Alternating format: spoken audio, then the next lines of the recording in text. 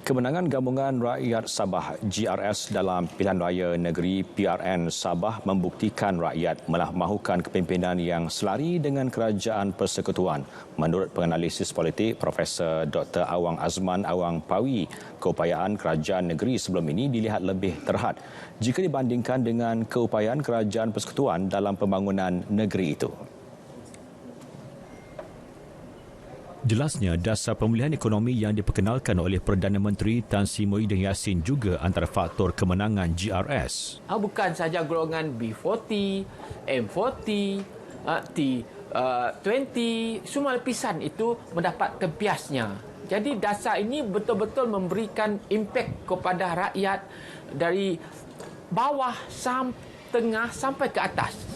Jadi ini memberikan kelegaan kepada rakyat. Dalam tempoh suasana ekonomi yang tidak menentu, pergerakan ekonomi agak perlahan. Jadi rakyat mahukan sokongan yang lebih kuat. Sokongan yang lebih kuat ini ialah datangnya daripada Putrajaya. Jadi dalam konteks ini saya kira Perikatan Nasional berjaya membawa naratif kepada rakyat bahawa mana-mana kerajaan yang mahukan pembangunan, mahukan suara mereka didengar, suara mereka perlu selari dengan Putrajaya. Kalau negeri tersebut pembangkang, mereka sukar untuk bekerjasama. Selain itu, faktor muafakat juga antara kejayaan GRS. Okey, tidak dinafikan warisan mendapat sejumlah yang besar sebagai parti dari segi kemenangan.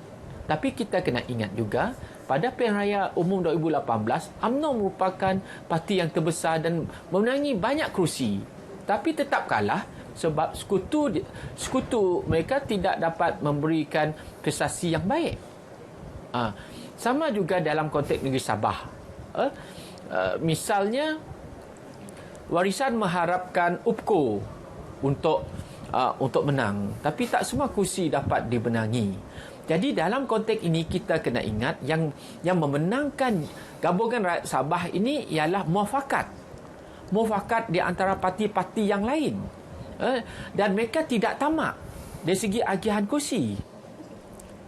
Sudah tiba masanya ahli politik di negeri itu fokus kepada keperluan rakyat. Ini termasuk melaksanakan pembangunan secara menyeluruh di samping memastikan tiada ketirisan dari segi agihan pembangunan dan projek.